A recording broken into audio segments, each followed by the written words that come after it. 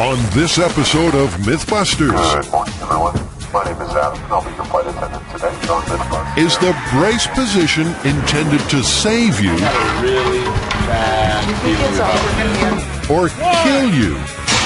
And I have a sneaking suspicion that I'm a really, really bad driver. is driving and chatting Can you repeat that again? just as dangerous as Officer, would you have me a beer? driving under the influence? Who are the Mythbusters? Adam Savage I reject your reality and substitute my own. and Jamie Heineman. I kind of like it in here. It's private. Between them, more than 30 years special effects experience. That was intense. They don't just tell the myths, they put them to the test.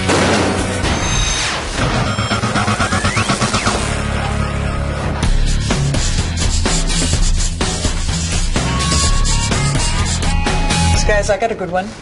While flying this weekend, I actually heard a really interesting myth while I was reading my emergency safety card. The guy next to me claims, conspiracy theory style, that the brace positions that you have to get into on the commercial airlines when you're crashing into land or water are actually to kill you. It's so that when you're crashing, your neck will instantly break, because it's actually cheaper to pay out for a wrongful death suit than years and years of rehabilitation. That's a good one, Carrie. And we get to destroy another aircraft. As much fun as that would be, I'm not sure it's really feasible for this. I mean, we need to do several experiments, and destroying a full-size plane, we're only going to get one test, if that. So, I mean, do you have a plan for a repeatable rig? Yeah, I mean, I definitely think we need something controllable. So, we could just do mini experiments, one with the brace position, of course, Buster, one without the brace position, and just see if we can knock his head off.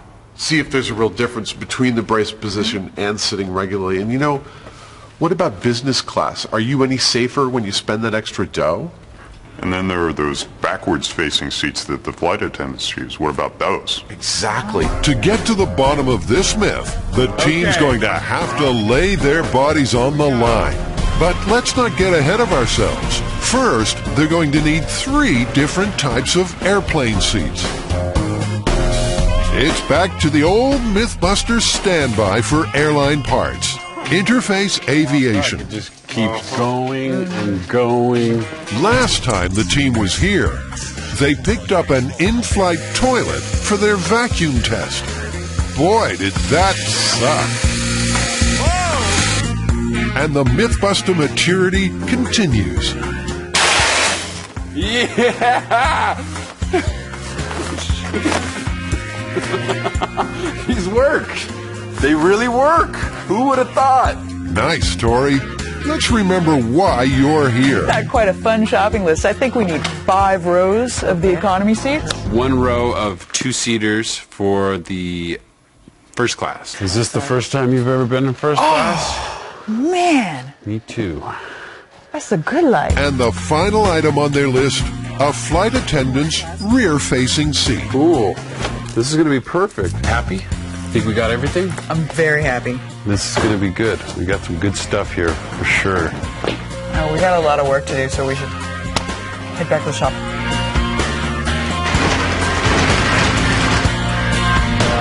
Although air travel is one of the safest forms of transportation, every year in the U.S., an average of 120 people are killed and 350 seriously injured in commercial airline crashes. Well, right off the bat, our researchers have found that there actually is an element of truth to this story. Oh, yeah. Well, it turns out that it is, in fact, cheaper for the airlines to pay out a wrongful death settlement than it is to pay someone who's been injured over the course of their lifetime. Wrongful death settlements pay out at between around $3 and $5 million an occurrence, whereas depending on the severity of the injuries, for a lifetime of rehabilitation, the airlines may pay out between $8 and $10 and sometimes up to $50 million. Wow. You have Buster's whole family here. To assure passengers the safest flight possible, engineer Richard DeWeese of the FAA Civil Aerospace Medical Institute conducts extensive testing on the crashworthiness of airline seats and their effects on passengers. So cool. Carrie popped into his office in Oklahoma City to see how it's done. Wow. Where we do all of our testing. And of course, down the middle of the area is our test track. This is our test sled. Essentially, it's a rolling platform. We hook this cable up to the front, and we can pull it back with a winch and control its speed. The further back we pull it, the faster it's going to be going when it gets here. The test scenario is a 35 feet per second velocity change at 14 Gs. And we get to that 14G peak in only 80 milliseconds. Wow. And from the course to test dummy, we're going to be gathering things that tell us whether or not the person would have been injured by the readings we get from it. Okay, so this rig may be a bit outside the build team's scope, but Tori's got a plan, and it's on the cheap. Well, we don't have the hydraulic rams that they use at the FAA. So we're going to have to come up with a new experiment to test this. One thing we could do is basically we'll build a gantry, put the seats on it, we'll get a crane and vertically drop it. All we have to get is 35 feet per second. And, you know, for 1 second, if we drop it for 1 second, we're going to get some serious G-forces.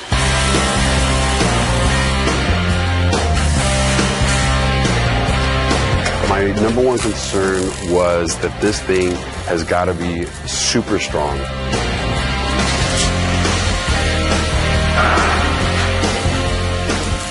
We went with 2-inch square tubing and then triangulated the heck out of this thing. The whole gantry is at a 30-degree angle, which is to specs to the FAA's crash tests that they do.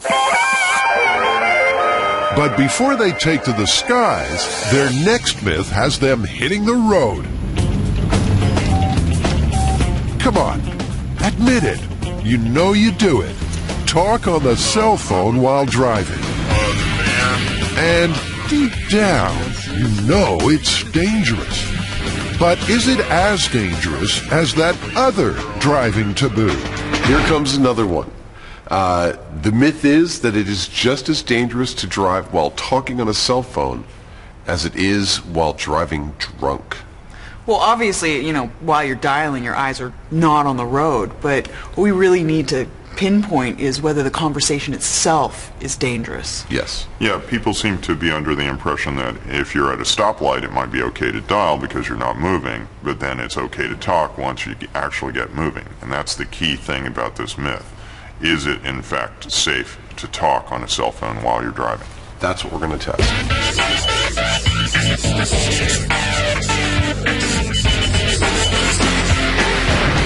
They're off to the Russell Racing School at Infineon Raceway in Napa, California. The plan we've got today is that both Carrie and I are the test subjects. We're actually going to do the Russell Racing School course here. They've got several different driving skills to test on us.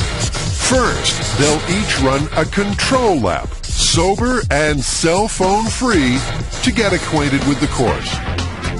Then they'll navigate the course again, only this time while Jamie distracts them with a cell phone call. Keeper, what? I can't hear that.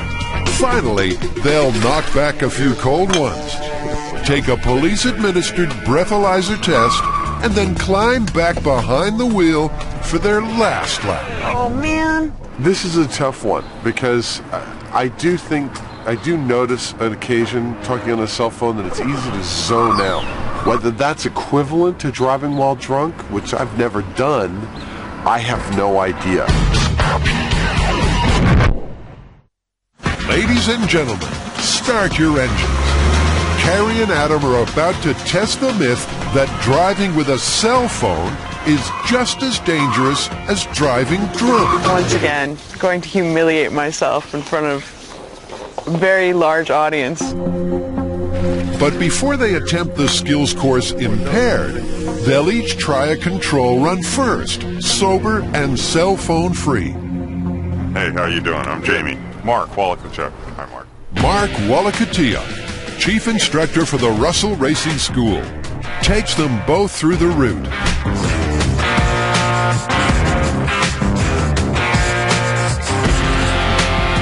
I'm ready. Go. Are you ready? Go. First challenge, accelerating to 30 miles per hour and stopping at the sign. If you don't get to 30, you're going to fail that part of it. If you don't stop at the stop sign, you're going to fail that part of it. Of course, nobody stops like this, do they? I don't. Apparently, neither does Adam. You can't go into the other lane. Then there's everybody's favorite, parallel parking. Oh, man. Just ran into a lady to get lined up in the cross. Oh, Darn. I still can't park. The time trial comes next. Your job is to average 15 miles an hour through the whole course. So if you go too fast or too slow, then you're going to fail that part of it. And now the time trial. Now into time.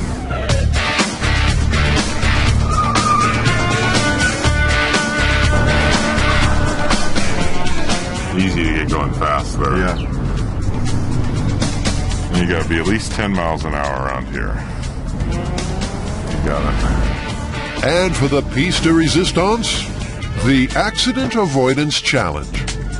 You'll drive up at, say, 30 miles an hour. I'll say left, right, or center. You've got to make that lane change and then, get through that particular lane change. All right, so now what do we got to do without the brakes? Without the brakes. A little over 25, 27. Okay. Go. Left.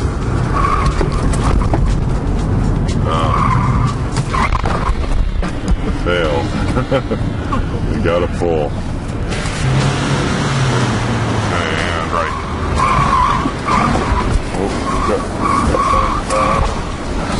I made it. Kind of takes you back to those driver ed days, doesn't it? How did I do? Well, that's pretty good. We were a little quick for what we call the road drive. You're very good at the parking. Every time you turn, I'm going to want to see checking both sides and signaling. For the whole test? Yeah, even... Okay. So that's a pass. It's all good. And Carrie? I have a sneaking suspicion that I'm a really, really bad driver. That wasn't bad. You need to practice your parking, which not many people do. But so I failed you on that. The rest of it, you did actually very good in the accident avoidance part. That was really close. That was good. So overall, you passed. Yeah, but the real fun's still to come. I suspect that driving while talking on the cell phone is going to cause more impairment than any of us really imagined. I think the cell phone's going to be murder. There's absolutely no way. I'm trying all my concentration just to remember what I'm doing when I'm driving on this and where the roads are.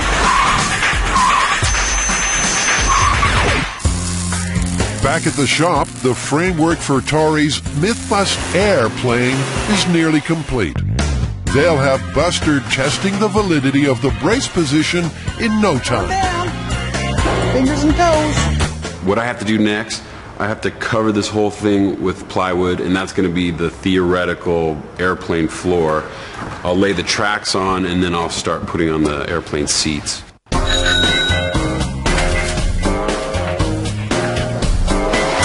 Careful there, Tori.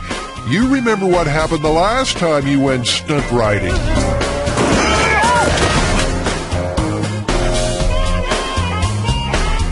I'm okay. It's easy to break bones when they're real, but when it comes to Buster's bones, well, that's a bit trickier. For this myth, we need Buster's broken bones to explain to us what's going to happen in the brace position to the human body. So we just basically want to do some fact checking to make sure that Buster is up for the tests and he will give us some real data. We want to make sure that he is as much like a human as possible. To retrofit Buster's aluminum frame with the most realistic bones possible, the build team tests the strength of different materials. First, animal bones as the control. Yep.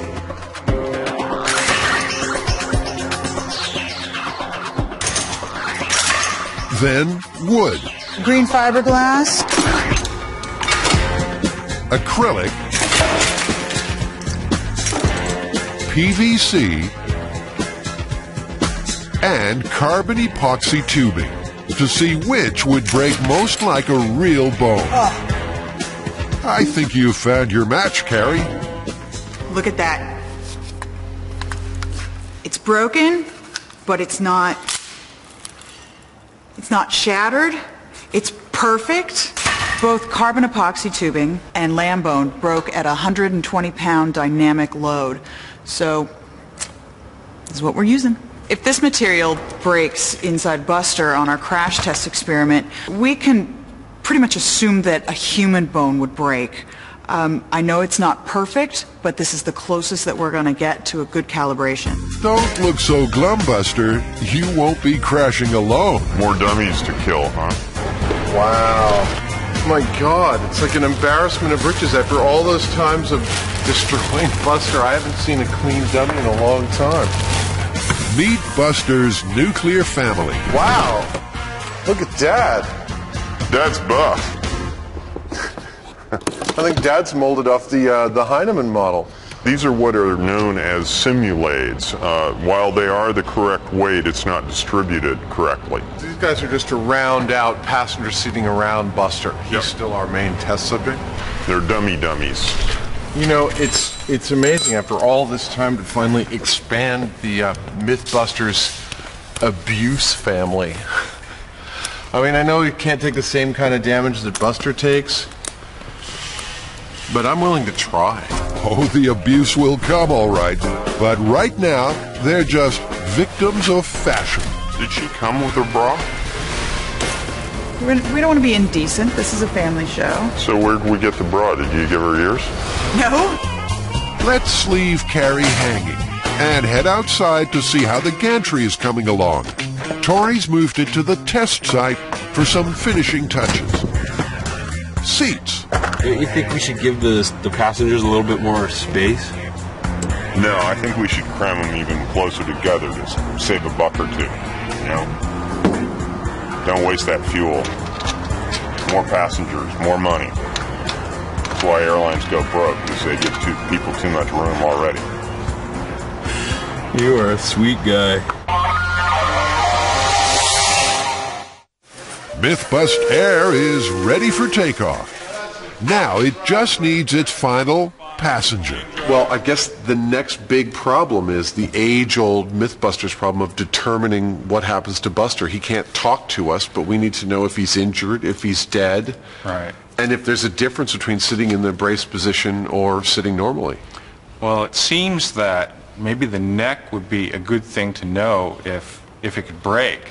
Right now, he doesn't have any way of indicating to us that he's got a broken neck. If you are in an airline crash and your head is coming towards the seat in front of you, you're going to crash in and your neck is going to bend like this while the rest of your body continues on.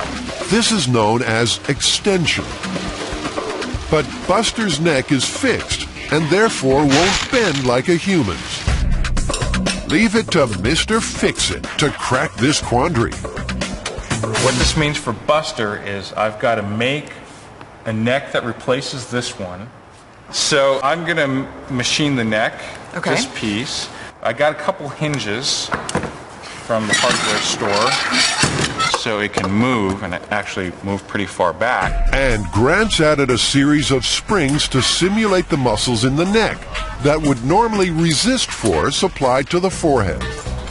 But getting the neck to bend is only half the solution. Grant also needs to be able to determine the amount of injury the neck sustains during the crash. He'll do so by calibrating the neck's angle of deflection, or how far it bends backwards. Simply put, he'll hang a series of weights from the back of Buster's head to make it bend. Here's 150 pounds I prepared earlier. Then measure the resistance to Buster's neck through a potentiometer, which sends a signal to the ohmmeter. The higher the kilo ohms, the greater the damage.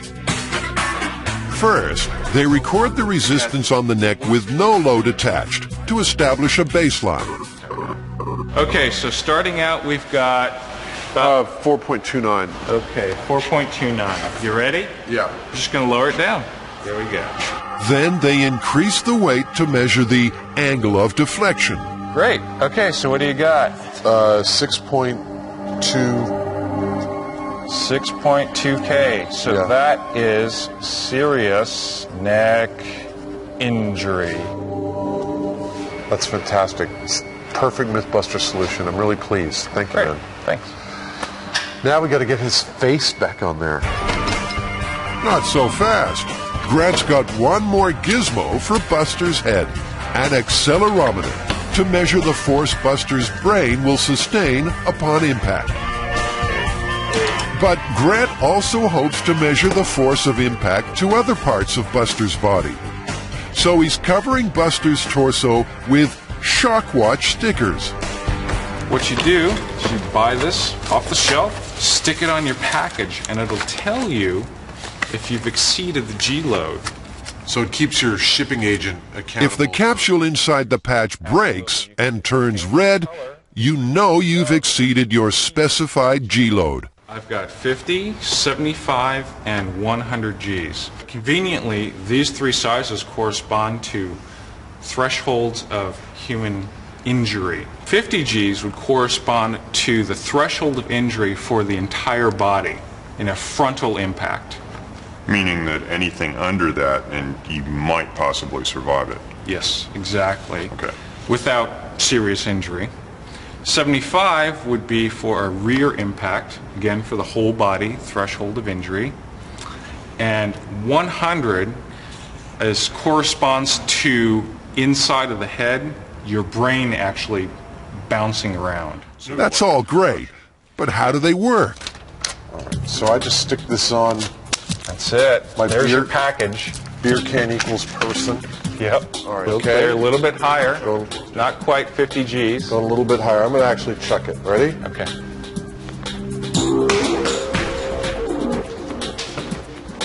Yeah, I can see it's red from here. That's red. Red means you're dead. If it works this well on a beer can, they can't wait to see how it works on Buster. That's perfect, Grant. I'm totally psyched about that. Are you frightened? It's round 2 of Adam and Carrie's driving test. They've already passed the control run, so it's time to break out the cell phones and try a more distracted lap. Okay, for the cell phone test, I'll be off on the sidelines talking into a cell phone and delivering 3 different types of tasks to the driver in the car. The first one is repeat the sentence. They just have to repeat what I've said. The second one is a verbal puzzle. They have to actually think about what their answer is going to be. And then the third one is a monologue where they have to list 5 different things about some particular subject that I'll give them. There's no doubt in my mind that their driving performance is going to be significantly reduced. I'm a little nervous about it. I don't think I'm gonna do very well on this one. Okay, go. All right, if I say Jack stole Ann's ball, who's the thief? That would be, Jack. Jag. Okay, repeat the sentence. The driver was stopped for driving 67 miles per hour in a 20 mile per hour zone. Driver was stopped driving in a 15 mile per hour zone. Did you get it? No, you missed it. The driver was driving 67 miles per hour in a 20 mile per hour zone. Okay, give me 5 things that are in the interior of your car. 5 things. In the interior of my car was the steering wheel, Stopwatch. the rear view mirror, The pad of paper. the seatbelt, Charger. and the speedometer. Driving this course was insane trying to talk on the cell phone. You could not pay attention to both at the same time.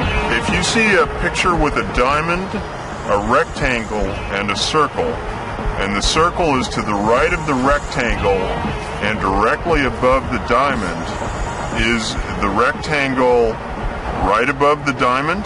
I have no idea. Rectangle. Could you repeat that again? Which girl is taller if Jane is shorter than Kim? Kim is taller. Kim is taller. Give me 5 things that are part of your daily work or activities. Kissing ass, Drilling and tapping. doing my hair, Doing on-camera PMCs. and yoga, Making phone calls. and oh man, driving to work, Checking my email. And avoiding phone calls from third people. and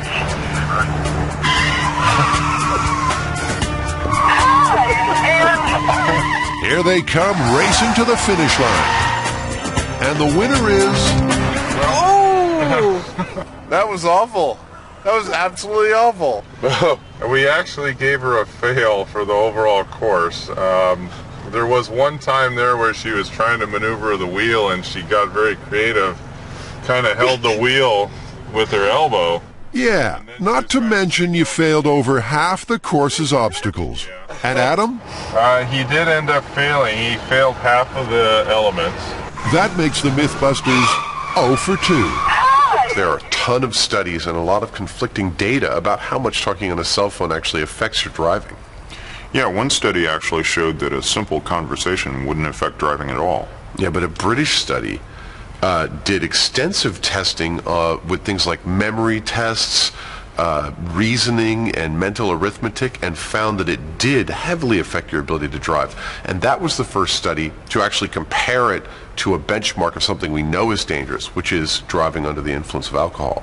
It's time to start drinking. As dangerous as driving drunk?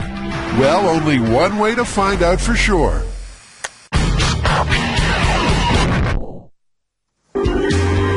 Carrie and Adam are trying to determine if driving while on a cell phone is just as dangerous as driving drunk.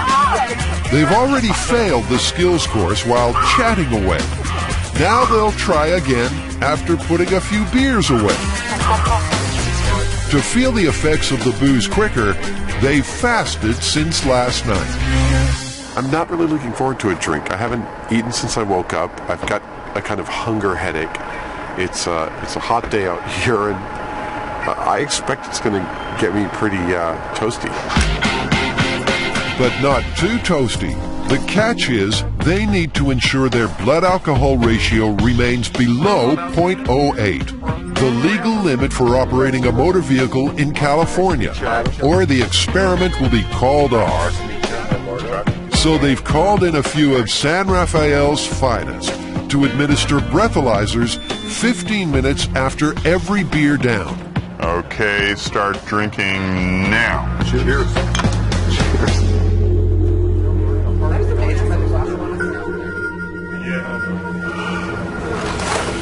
Yeah, it's a tough job, but someone's got to do it. Cheers. I'm actually surprised that I'm a little cockeyed. One beer, empty stomach. And apparently, Carrie's not the only one. You're going to fart on camera to prove that women actually do occasionally. I'm so not going to do that. If my boyfriend finds out I fart, he might leave me. What I need you to do is just put your mouth over this tube here and blow. One beer and 15 minutes later, Carrie's ready for the test. Okay. Slow or hard? Yeah, I'll hold on to this hard. Okay. Keep going, keep going, keep going, keep going, keep going. Go, go, go, go. Okay. Okay, there you are right there. 0.038. Halfway there. That means I get another beer? Officer, would you have me a beer? You're next, Adam. Go, go, go, go. Keep going, keep going, keep going. Go, go, go. Here. I bet I need another beer. Oh! 0.027. 0.027. It sounds like I have a lot more to drink. Now there's something you don't hear every day. Keep going, keep going, keep going. Closer, but you can go higher, Carrie. What do you say she completes the other half beer and It's not even half, it's like a third. 051. 051. I think I need another beer. Here we go. Let's hope Carrie's second beer's a charm. There you go. That's right it. there. Beautiful. All right, can't get any more. 075. And Adam's third tips the scales. 07. 07. All right. Let's try with 07. They're rock. Now it's time to, roll.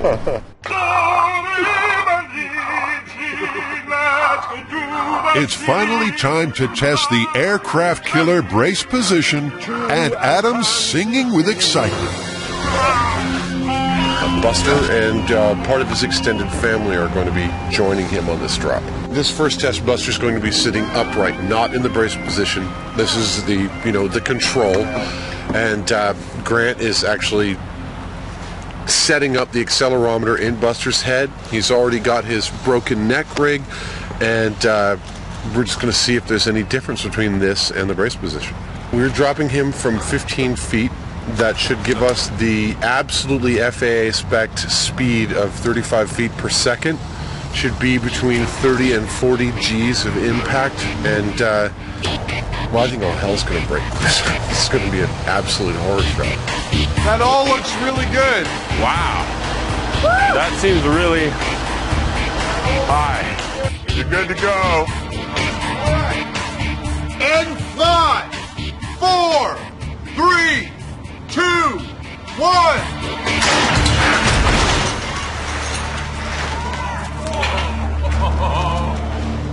That was a perfect drop. Easy for you to say, Adam. You weren't on board. It was quite an impact. It, really kind of made the whole concrete area here shudder. That's 1,000 pounds. It's really solid. All the seats are trashed. Wow. It was well balanced, it hit hard. I'm amazed. So was it a regulation drop? Oh, that is... Check out the replay. We met the FAA guidelines for a crash test perfectly. It couldn't have gone any better. I mean, we had a 41 feet per second, 54 millisecond collision time, and 21 Gs subjected to the frame.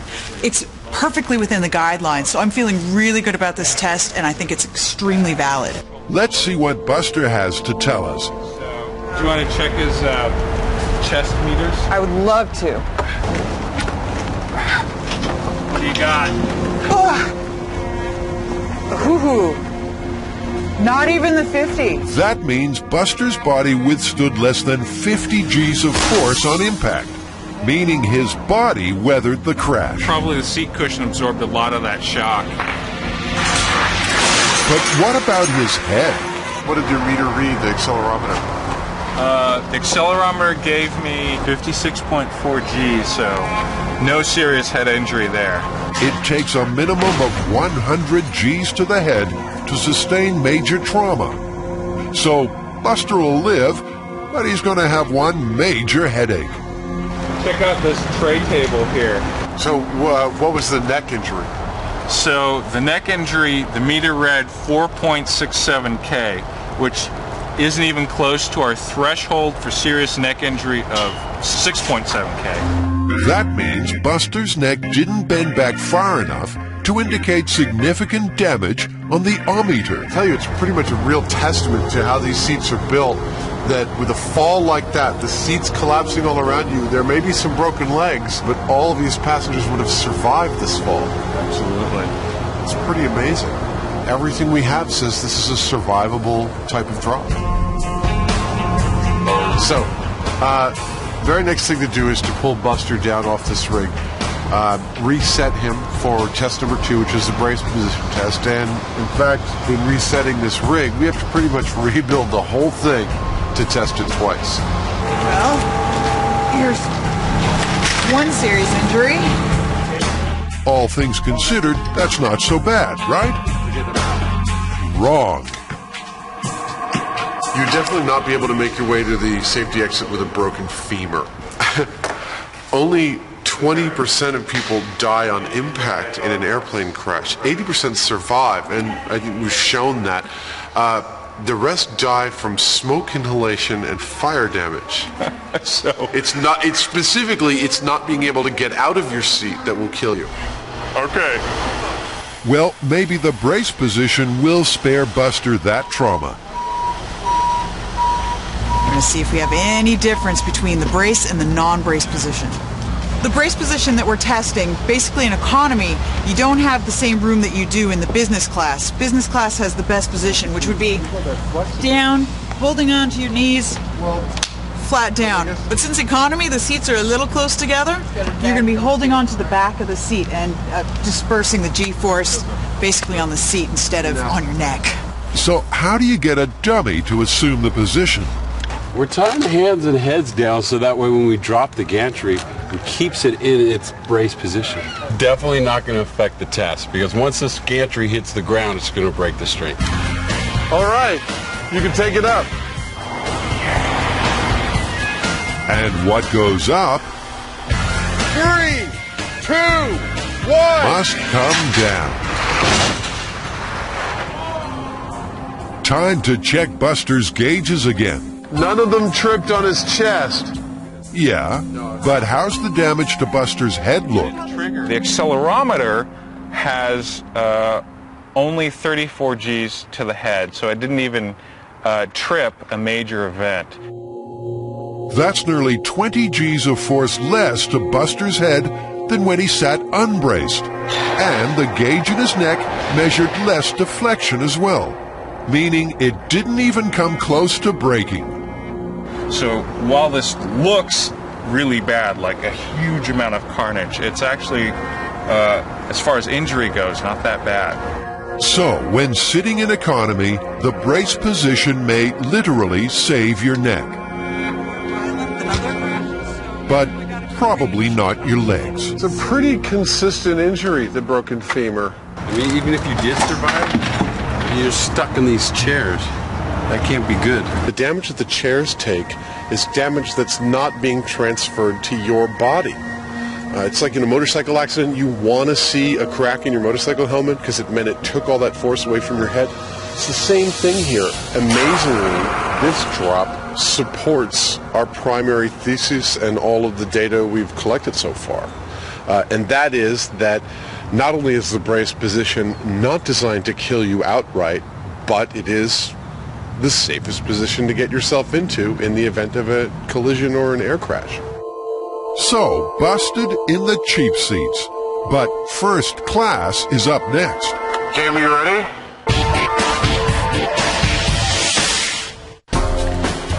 Buster's back and ready for another brace position crash.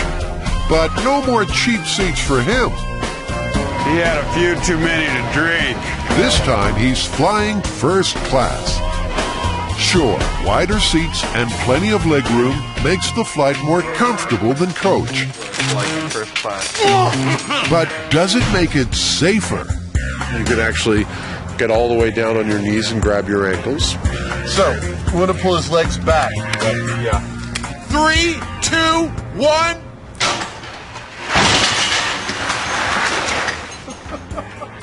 Watching something plummet to the ground never grows old. Wow. The seats look like they stood up better than the economy seats. Yeah, but how about the passenger? We lost a leg. Okay, so at first glance, maybe more leg room isn't such a bonus. Check it Whoa, out. dude. 2 places. Here We got a and broken here. femur and tibia fibula.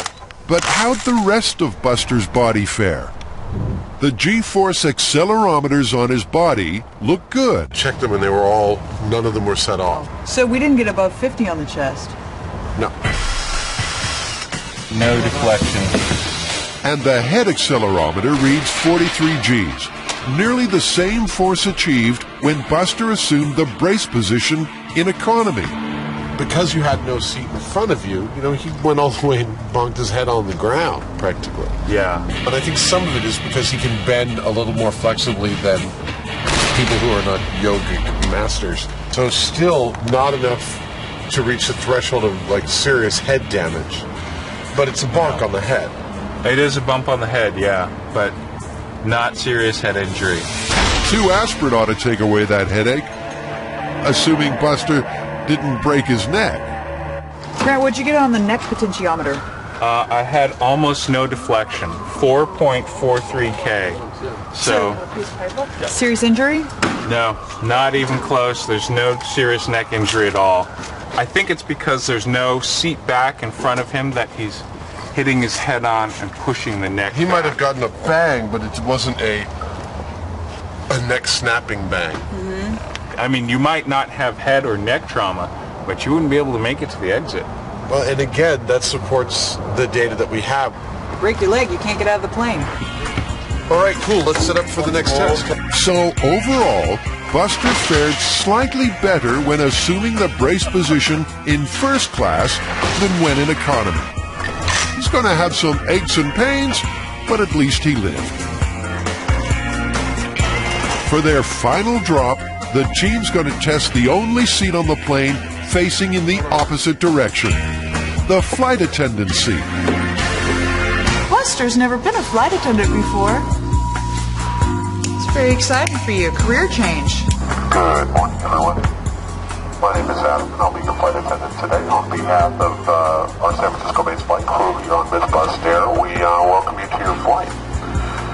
That flight's going to be about 40 to 80 milliseconds, and it might be a sharp bump at the bottom, but rest assured there's people here that can put you back together.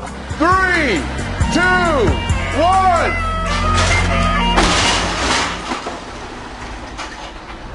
All right. It's almost no change at all. The voltmeter indicated that Buster's neck hardly moved. There's almost no deflection, and that's because the head was fully supported by that back seat rest. The possibility of neck injury was greatly minimized. I'm gonna get the data out of his head recorder. I got a peak of 87.4 Gs. You can see it in the high speed. His whole body bent forward, but there wasn't a huge whiplash kind of crack. 87 Gs. That's nearly twice the amount of force sustained in either the economy or first class drop tests, braced or unbraced. And the accelerometers on the chest aren't painting a pretty picture either. We tripped the 50 G meter. Really? Yeah. So is flying rear-facing really safer than flying the conventional way? Dr. John Paul Strapp believed so. Dr. Strapp's crash survival research program proved that humans can in fact sustain much higher G-forces in the backwards-facing position, topping out at a peak load of 85 Gs. But engineer Richard DeWeese isn't quite ready to turn all the airline seats around just yet. While a rear-facing seat will spread the loads out better during a forward impact, it also has you facing rearward, and all that flying debris is now coming at you. A well-designed rear-facing seat, there's nothing wrong with it, but a forward-facing one can be just as safe as if it's designed as well. Let's hope so, because the next drop has the Mythbusters putting themselves on the line. It's round 3 of the cell phone versus drunk driving test. And Carrie and Adam are fueled up and ready to go. They've already passed the control run, but failed the course while talking on the phone. Now they've consumed just enough alcohol, and on empty stomachs no less, to remain below the legal limit while driving the course a third time. 065. 6'5". Oh my God, you're getting in my car?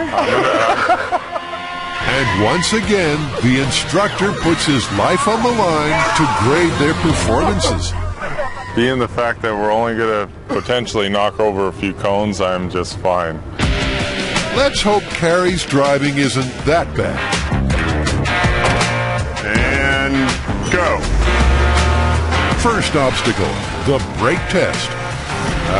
That's a stop sign, Carrie. Slow down. Stop! We did go past the stop sign here right off the bat by about 4 or 5 feet, so we ended up in the crosswalk. Not a promising start. And parallel parking is up next. Actually, I gave her the parking. It was one of her best efforts. It was marginally good. Here comes the road timing test. Remember, it's got to be done in 45 seconds. Uh-oh, 30 seconds. That's going to cost you. Hope you do better on the accident avoidance test. We pretty much killed a couple cones over in the accident avoidance. Or maybe not. I also think I took out a few cones. A few cones? You blew away half the obstacles, Carrie. That's what's known as a failure. Can we stop using the word failure and just be like, I didn't succeed? I am feeling a little bit tired and tipsy, and I'm definitely done with this experiment because I don't usually drink beers during the day in the sun. All I want to do is go to sleep now and maybe eat something. No, I'm done with my... Go ahead, Carrie. Indulge. You've earned it. I'm gonna eat pizza in a minute. That's all I really care about. You'll get your reward soon enough, Adam. And go.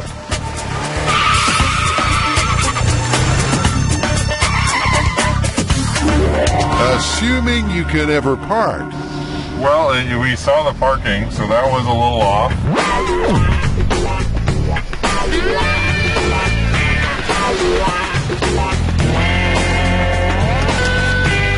There was a couple times that I reminded him to look both ways, and I gave him kind of a half fail on that. He's coming down the home stretch. Just one challenge left. The only thing with the accident avoidance, he did do it, but he kind of slowed down through the whole thing. It's not looking good, Adam. Like Carrie, you failed nearly half the course. 2.5 fails, I guess. So you just like kind of suck. I don't kind of suck. I mean, I was definitely impaired enough that, you know, it's the sort of impaired you want to keep people off the road at that level. That's right. Not only is drinking and driving not smart, it's illegal and very dangerous. So, what's the final word? Clearly the results show that talking on the cell phone while driving is potentially as dangerous as driving drunk. I mean, we failed both the cell phone and the drunk driving tests, but we failed the cell phone test by a much bigger margin. However, all that being said, I still think that you can always put down the cell phone if something's happening that you've got to deal with. You can't exactly, so at least I can't exactly just stop being drunk. So what do you reckon? Confirmed, busted, or plausible? It's absolutely confirmed. I agree. Confirmed. I'm a little shocked.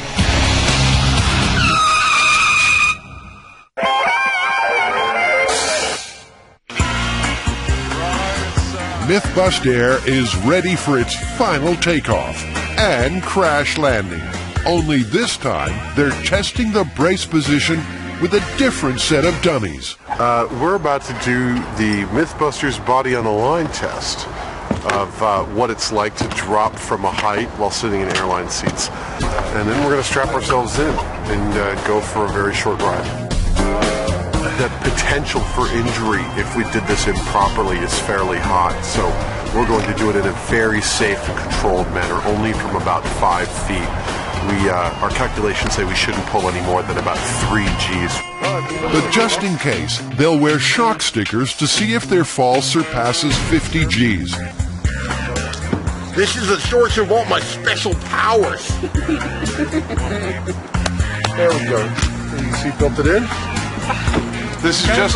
Don't tense up your arms. What's the worst thing that can happen to me? I don't know, break my neck. Buster broke 2 femurs in every single test we did, but we were dropping him from 15 feet. We're only dropping from 5, which it doesn't look that high. It does look high, but it's not. Hey, let's raise it up. I got a really bad feeling. I promised my mom I wouldn't do anything dumb and unsafe again. Was that? Well, looks like you didn't keep your promise. Like, let's get it going. Looks a little high, but I think you guys are in good shape. I would be right up there with you if it wasn't for that prior back injury and the insurance people. Right. Let's do it before I change my mind. In 5, 4, 3, 2, 1.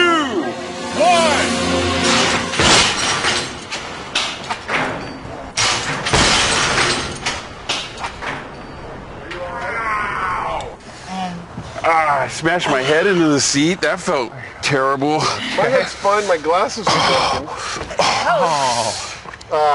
I banged my knee into the chair in front of me. Yeah. How's your knee? Yeah, it's all right. Any broken bones? Not too bad. No, but yeah, I'm good. You all right? Yeah. Okay, My the good shins news kinda is hurt.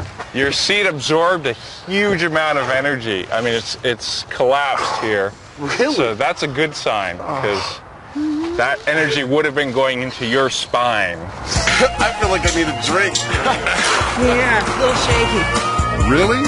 But it seemed like such a good idea at the time. Oh my God! Smacked my knee into the front of the chair. That's gonna be a bruise. Hey, but you didn't break any bones. I would like to say I'm sorry to you, Mom and Dad. I don't know. I'm a little stupid. Took the wire out of my bra. Popped the wire straight out of her brassiere. Holy moly! Can I get a cuss up there? No, but that's one close that we don't need. Given the fact that we were at a 30-degree angle, the brace position probably kept all of us from having some type of head trauma, because there's not a lot of holding yourself back with that kind of force. Even with those like 3 or 4 G's or whatever we were pulling, we would not have been able to hold our heads back. So I'm glad we had our heads like that. The worst thing was banging into the seat in front of me, and that really made it clear why you don't want your legs, why you don't want your feet under the seat ahead of you. The brace position definitely felt good. I felt like it took all of the energy and put it into the seat instead of my neck and head. So it was like that initial punch hurt, but I mean, you know, I'd go higher. The brace for impact position is definitely the position you want to get in if you have a chance to. Our tests have shown it that it's at least 3 times safer than sitting upright and striking the seat. All right, everybody. Well, we thank you for flying Mythbust Air, and on behalf of our San Francisco-based flight crew, Tori, Carrie, and Adam, we know you have a choice of airlines, and we're glad you chose us.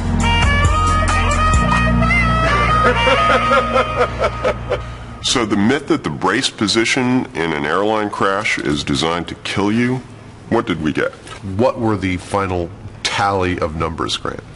Well, what we found was in the economy class that braced is definitely safer than unbraced.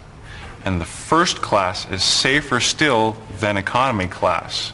And finally, the stewardess, the flight attendant seat was the safest of all, sustaining up to 80 G's of damage and almost 0 neck deflection.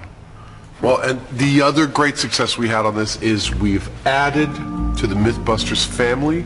We've got 3 new test dummies to abuse, and I think they've already performed admirably. I think they already show the scuff marks of some real Mythbusters service. So what do you guys think? Plausible, confirmed, or busted? This one's totally busted. Busted.